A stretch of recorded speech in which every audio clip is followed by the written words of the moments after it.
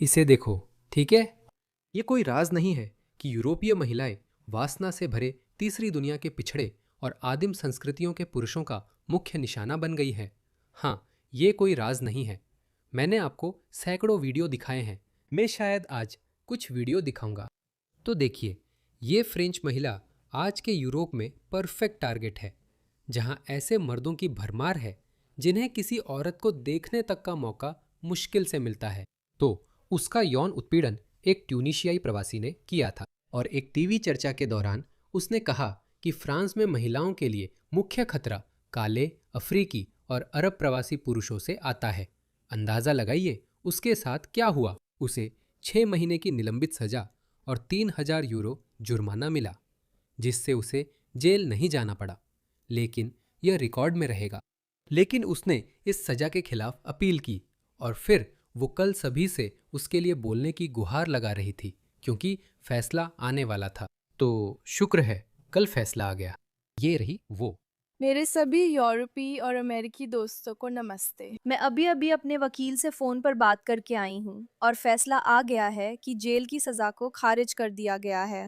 मुझे जुर्माना भरने की सज़ा मिली है, फिर भी मैं आपको सब कुछ बताऊंगी। जानकारी के लिए बता दूं, मुझे 4 महीने की बिना शर्त जेल की सज़ा मिली थी, क्योंकि मैंने कहा था कि फ्रांस में महिलाओं को मुख्य खतरा काले और अरब प्रवासी पुरुषों से है और मुझे इन शब्दों के लिए मुकदमा किया गया, जबकि खुद मैं 2022 में एक ट्यूनीशियाई प्रवासी द्वारा किए गए यौन हमले की शिकार थी।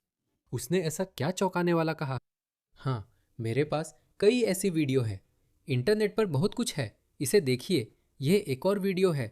इसमें एक जर्मन महिला है। ये सिर्फ फ्रांस या पेरिस तक सीमित नहीं। पेरिस तो गंदगी का ढेर है। ये हर जगह हो रहा है। इस जर्मन महिला को सुनिए, वो रो रही है। मैं कल उस पार्क में टहलने गई थी जहां मैं लगभग रोज टहलने जाती हूं और मैंने एक आदमी को देखा जो बहुत अजीब लग रहा था, लेकिन वो काफी दूर था। एक आदमी, निश्चित रूप से कोई जर्मन आदमी नहीं था। मैंने कुछ सोचा ही नहीं, क्योंकि वो बस दिखने में ही अलग था। उसने बहुत ही गहरे बैंगनी रंग की टोपी पहनी हुई थी और सड़कों पर बहुत सारे लोग थे। मैंने कुछ भी नहीं सोचा। मैं बस आगे चलती रही, अपना म्यूजिक सुनती रही काफी दूर तक। लगभग 500 मीटर अचानक वो मेरे पास आकर खड़ा हो गया। तो वो अचानक मेरे पास था और हम दोनों साथ साथ चलते रहे और उसने मुझसे बात की। हम बस थोड़ी देर बात करते रहे और उसने कहा, वाह, तुम्हारी बहुत मजबूत टांगे हैं।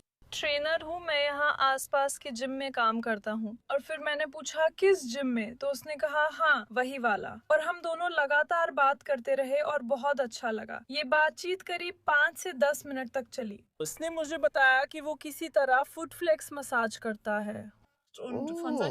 Foot flex. क्या मैं तुम्हारी भारी जांघों की मसाज कर दूं? हाँ। उसने कहा कि वो ये जिम में कभी कभी करता है और ये बहुत जबरदस्त है। इस पार्क में बहुत सारे बच्चे हैं, बहुत सारी भीड़ है और बहुत सारे युवा अकेले हैं, लेकिन मैंने इस बारे में कभी सोचा ही नहीं। और फिर हम ऐसे ही बात करते रहे और अचानक वो रुक गया। मुझे याद नहीं कि वो कैसे हुआ, पर उसने मेरे टखने पकड़ लिए। कहा, हाँ, तुम्हारे टखने मजबूत है। पता नहीं, पर यहाँ मैं क्या महसूस कर रहा हूँ, पता नहीं, क्या मैं देखूं? हम उस समय तक लगभग 10 मिनट तक बात कर चुके थे और सच में मुझे इस स्थिति का बिल्कुल भी अंदाजा नहीं था। मैं बस अच्छा और विनम्र बनना चाहती थी। मैंने कई वीडियोस देखे हैं जहां महिलाएं सिर्फ मुस्कुराती और बात करती हैं ताकि वे इन कामुक पुरुषों को उकसाएं नहीं। तुम जानते हो कि वे क्यों उकसाना नहीं चाहती? असल में मेरे पास एक और वीडियो है, मैं तुम्हें दिखाऊंगा। वाकई में मुझे बिल्कुल भी अंदाजा नहीं था कि आगे क्या होने वाला है। मैंने तो सोचा था कि वो मुझे अपनी सेवा बेचना चाहता है और फिर इसके लिए पैसे मांगेगा। मैं सेल्स के क्षेत्र से हूँ, जहाँ सड़क पर लोगों से बात करना सामान्य है। अपने बिजनेस और सेवा के बारे में बात करना उसने एक बार किया। उसने सोचा कि वह उन परेशान करने वाले सेल्स प्रतिनिधियों में से एक है। आप जानते हैं, जब आप किसी शॉपिंग सेंटर वगैरह में जाते हैं और वहां वो परेशान करने वाले सेल्समैन होते हैं, तो मैं कभी भी उनसे आंख नहीं मिलाता, क्योंकि मैं सोचता हूँ, भगवान कृपया मुझे मत देखो, कृपया मुझे मत देखो। मैं फोन पर होने का नाटक करता हूँ, क्योंकि अरे दोस्त कैसे हो? नहीं नहीं, मैं व्यस्त हूँ, माफ करना, फोन पर हूँ। उसने सोचा कि वो वही है जो फुट मसाज ऑफर करता है। सच कहूँ तो मैंने ये वीडियो पहले नहीं देखा तो अंत नहीं जानता। उसने पैरों की मसाज करने की कोशिश की, तभी अचानक उसने Suddenly. Stelle bekommen und ich Oh. habe festgestellt अचानक उसे इरेक्शन हो गया। उसने उसके टखनों को पकड़ लिया और अचानक ओह, और अचानक मसाज करना चाहा, उससे इरेक्शन हो गया और उसी पल क्या हुआ? हे भगवान! Oh my God, Oh, sudden- because मुझे बहुत माफ करना। तो उसने कहा, देखो इनका खेल है ना। उसने कहा, मैं प्रोफेशनल फुट मसाज करता हूं, मुझे तुम्हारे टखने पकड़ने दो। उसने टखने पकड़े। ये उसकी फेटिश थी। लड़की ने उसे ऐसा करने दिया और अचानक उसने देखा कि उसका मर्दाना अंग उसकी तरफ तन कर खड़ा था। हमें अपनी महिलाओं को प्रशिक्षित करने की जरूरत है। हमें अपनी लड़कियों को प्रशिक्षित करने की जरूरत है। हमें अपने बच्चों को प्रशिक्षित करने की जरूरत है। यूरोपीय गोरे लोगों की अच्छे स्वभाव का फायदा उठाया जा रहा है। आप जानते हैं, एक पूरी पीढ़ी है जिसे इस सोच पर पाला गया है कि हम सब एक जैसे हैं। रूढ़िवादी मत बनो। लोगों को स्टीरियोटाइप या न्याय मत करो। माफ कीजिए, ये सच में उपयोगी है। मैंने सीधे कह दिया, मुझे अब जाना है, मुझे निकलना है, मेरे पास अब समय नहीं है। और शुक्र है कि वो भी तुरंत चला गया। मुझे वही समझ आया कि क्या हो रहा है। उन्होंने कहा कि मुझे थाने में फोन करके पूछना चाहिए और उन्होंने स्थिति को बहुत बहुत गंभीरता से लिया। तुरंत पुलिस कर्मियों को पार्क में भेजा और मैं अगली सड़क तक चली गई। उन्होंने बताया कि साथी उससे पहले ही ढूंढ कर ले गए। मैं घर और फिर थाने जाकर बयान दर्ज कराया, फिर वो मुझे बाकी साथियों के पास ले गई। माफ कीजिए, यह इसलिए है क्योंकि मुझे एक जर्मन महिला की जरूरत है जो आंसुओं में है क्योंकि पार्क में एक अश्वेत व्यक्ति ने उसके साथ छेड़छाड़ की थी। यूरोप में महिलाएं सुरक्षित नहीं है, यह सही है। देखो, एक उदारवादी महिला अफ्रीकी संस्कृति देखने अफ्रीका जाती है, उसके साथ छेड़छाड़ होती है। ओह, ओ ओ ओ इसे देखो, वे यहाँ खुशी खुशी नाच रहे हैं क्योंकि लड़का आखिरकार सफल हो गया है। हाँ हाँ हाँ हाँ, उल्टी उल्टी हरकतें कर रहा है भाई, देखो शर्म में। ओए ओ पैगे गोरी ने। ये एक महिला है भारत में। हम सब बस वहां खड़े होकर उसे देख रहे थे और देखो, उसने बिकनी भी नहीं पहनी है। उसने बिकनी भी नहीं पहनी है। इसे देखो, यही वो वीडियो है जो मैं तुम्हें दिखाना चाहता था। तो ये कहीं यूरोप में हुआ था। ये एक ट्रेन है और ये अफ्रीकी प्रवासी आता है और उसके बिल्कुल बगल में इन दो चाकुओं के साथ बैठ जाता है। आप क्या करेंगे? सच में आप कुछ भी नहीं कर सकते। आप डरते हैं कि अगर आप उठते हैं तो क्या पता उसे उकसा दे, उसे गुस्सा आ जाए और वो आपको चाकू मारना शुरू कर दे और बस आप इन वीडियो में से किसी एक में आ जाते हैं। इसे देखो, यही उन्होंने किया। आपको इस पर बात करने की भी अनुमति नहीं है। वही फ्रेंच महिला कहना चाहती थी कि महिलाएं सुरक्षित नहीं हैं, न कि स्थानीय पुरुषों की वजह से, बल्कि इन पिछड़ी संस्कृतियों से आए हुए आयातित पुरुषों की वजह से।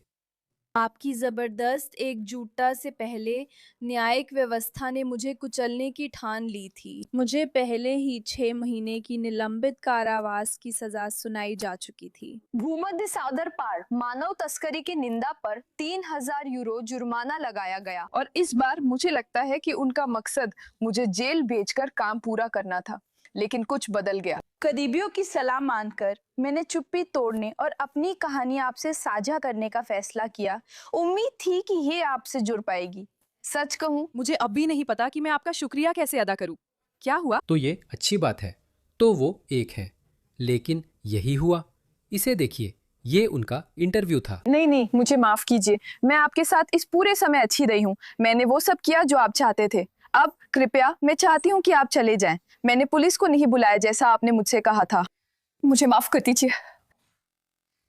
मैंने पुलिस को नहीं बुलाया जैसा तुमने मुझसे कहा था। मैं बस चाहती हूँ कि अब तुम यहाँ से चले जाओ, बस। और असल में वो मेरा बाजू पकड़ लेता है और मुझे जबरदस्ती चूमने की कोशिश करता है। मैं चिल्लाती और रोती हूँ, उससे कहती हूँ, रुक जाओ, बस करो, चले जाओ, तुमने कहा था कि जा रहे हो। असल में मेरे पीछे एक पाउफ था। ये लड़की साफ तौर पर सदमे में है। जब वो अपनी कहानी सुना रही है तो वो अपने सदमे को फिर से जी रही है। कल्पना कीजिए, यह पश्चिमी समाज की स्थिति है। ये समाज 10-20 साल पहले तक दुनिया को नारीवादी आदर्शों का उपदेश देता था। हर महिला की सुनो, हर महिला पर विश्वास करो। लेकिन अगर कोई महिला राष्ट्रीय टीवी पर अपनी बात बताती है तो उसे जेल जाना पड़ता है। उसने मेरी कलाई पकड़कर मुझे पूफ पर बैठाया और उसने मुझसे कहा, शांत हो जाओ, शांत हो जाओ, रोना बंद करो, रोना बंद करो।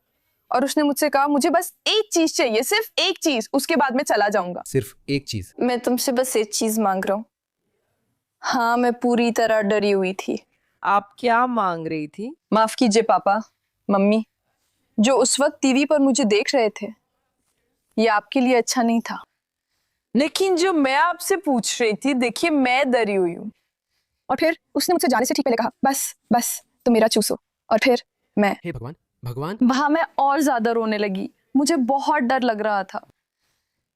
और फिर मैं वाह, मैंने वो सब किया जो तुमने मुझसे कहा था, अब प्लीज यहाँ से चले जाओ। और मुझे नहीं पता, उसने मुझे कुछ हद तक कितना परेशान करने वाला है। माफ कीजिए। हे भगवान!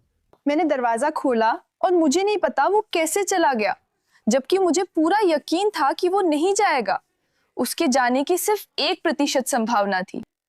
मुझे माफ कीजिए, लेकिन मुझे पूरा यकीन है कि आज जो भी ईमानदार लड़कियां असलियत से जुड़ी हैं और ये शो देख रही हैं, वे अच्छी तरह जानती हैं कि किस तरह के पुरुषों के प्रोफाइल से उन्हें सड़क पर डर लगता है। और अब बहुत हो गया है, हमें खुद से झूठ बोलना बंद करना चाहिए। अब बहुत हो गया है खुद को रोकने का। सच ये है कि सड़क पर ज्यादातर हमले और छेड़छाड़ प्रवासी मूल के लोग करते हैं। बस इतना ही। उसने ये बात चलते चलते कह दी। बस इतना ही, उसने सब बता दिया। और आखिरी 10 सेकंड में उसने कहा कि अप्रवासी पृष्ठभूमि वाले लोग पश्चिमी महिलाओं या फ्रांसीसी महिलाओं की सुरक्षा के लिए सबसे बड़ा खतरा है। हकीकत ये है कि सड़क पर होने वाले इन हमलों और उत्पीड़न का अधिकांश हिस्सा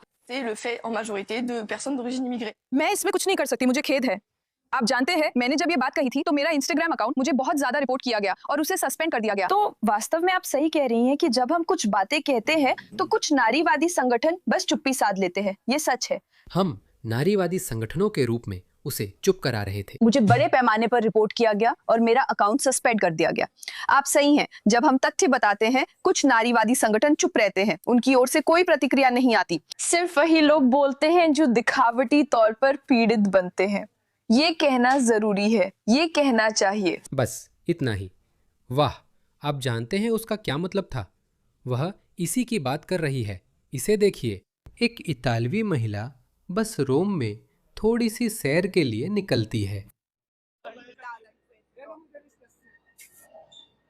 क्या आपने वो सुना? क्या आपने वो सुना?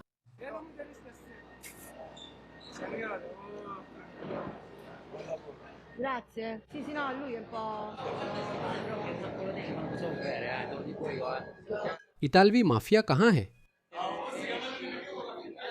तुम घर से बाहर नहीं निकलते, अच्छे के साथ बाहर निकलो। माफ करना, मैं उस पर टिप्पणी नहीं करता, बस। मुझे समझ नहीं आया, आपने अभी क्या कहा? माफ कीजिए। मैं समझता हूँ आपने अभी क्या। आप कैमरे पे हैं। मैं बस I- मैं नहीं समझ पा रहा कि उन्होंने कानून व्यवस्था कैसे बनाए रखी। इटली, फ्रांस और जर्मनी के पुरुष कहाँ हैं? लेकिन मैं ठीक हूँ। जैसा कि आप देख सकते हैं, मैं अकेले फिल्म नहीं बना सकता। मुझे समझ नहीं आ रहा।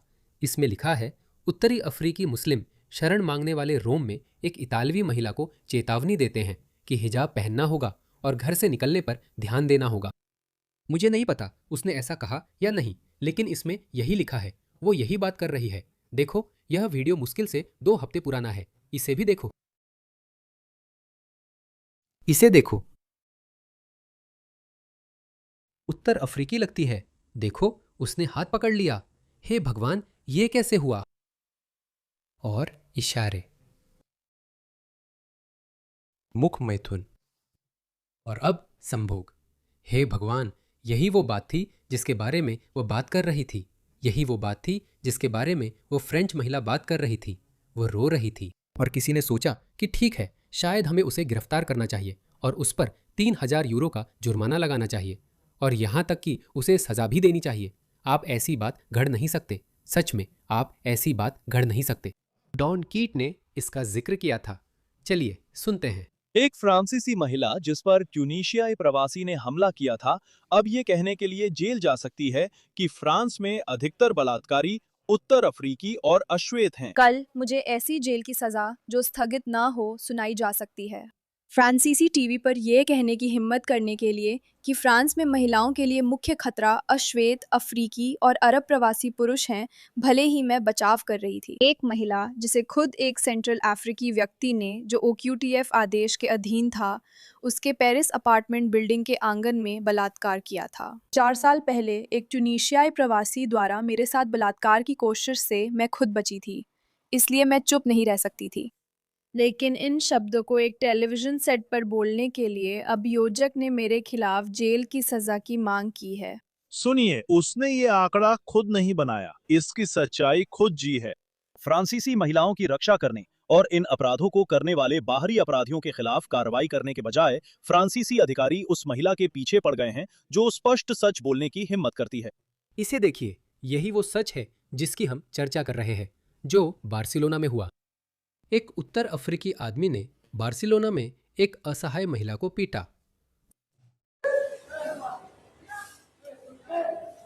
हे भगवान, देखो उन्होंने क्या छोड़ा है। हे भगवान, मुझे लगता है कि वो पागल हो जाएगा। इन लोगों को क्या हो गया है? ओह,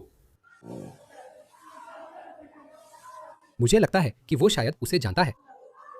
फिर भी इसका मतलब नहीं कि उसके साथ ऐसा ही होना चाहिए। लेकिन जर्मन महिला हमें बर्लिन के इस्लामिक क्वार्टर में जीवन के बारे में बताती है। बर्लिन में एक इस्लामिक क्वार्टर है। मैं 2018 में बर्लिन गया था। मुझे लगता है लगभग 10 साल पहले। तब वो जगह बेहद बदहाल थी और मैं मान रहा हूँ कि अब तो और भी बुरा हाल होगा। बस बर्लिन को महसूस करो। 0%, नल प्रतिशत, ये क्या है? मैं सालों से यहाँ हूँ और कुछ समझ नहीं आता। यहाँ से बाहर निकलकर बहुत खुश रहूंगी। कौन? नहीं पता। ये क्या है? कोई है क्या? लेता है। रात में हमेशा कोई न कोई नशे में चिल्लाता रहता है। जानते हो, यही बात है जो मेरी समझ में नहीं आती। अगर आप यूरोप के इन सारे प्रवासी इलाकों को देखो तो वहाँ शायद ही कोई गोरे लोग दिखते हैं, शायद ही कोई गोरा दिखता है। तो वे कहते हैं कि हमारे यहाँ इस घटना को वाइट फ्लाइट कहा जाता है, तो गोरे लोग वहाँ से चले जाते हैं। लेकिन वे सारे वोक लोग जो कहते हैं कि शरणार्थी स्वागत हैं, वे कभी वहाँ रहते ही नहीं हैं। तो मैं समझ नहीं पाता, क्या वे वोक लोग प्रवासी इलाकों को छोड़ देते हैं या उनके इलाके कभी प्रवासी इलाकों से प्रभावित ही नहीं हुए? इससे मुझे याद आता है यूके की ग्रीन पार्टी की डिप्टी लीडर रेचल उसने अपने काउंसिल को एक चिट्ठी लिखी थी जिसमें कहा था कि उसके इलाके में अवैध प्रवासियों को न रखा जाए क्योंकि इससे उसके स्थानीय शहर की शांति भंग हो जाएगी। लेकिन वो तो शरणार्थियों का स्वागत है वाली किस्म की इंसान है, तो इसमें दोहरापन है। मुझे इससे एक बात याद आई। ये वीडियो देखो, ये अभी वेल्स से आया है। ये महिला लोगों से इन अवैध प्रवासियों के लिए एक कमरा खाली करने के लिए कह रही है। मैं हैरान हूं, उसने कितने अवैध प्रवासी रखे हैं। मुझे हैरानी है कि नरेंद्र कौर, ओवन जोन्स या मेहदी हसन जैसे लोग जो प्रवासियों के लिए रेड कारपेट बिछाना चाहते हैं ने कितने अवैध प्रवासियों को अपने यहाँ रखा है। उन्होंने कितने प्रवासी रखे हैं? नमस्ते, मैं टोबी न्यूपोर्ट यूथ सर्विस में बेघरपन समन्वयक हूँ।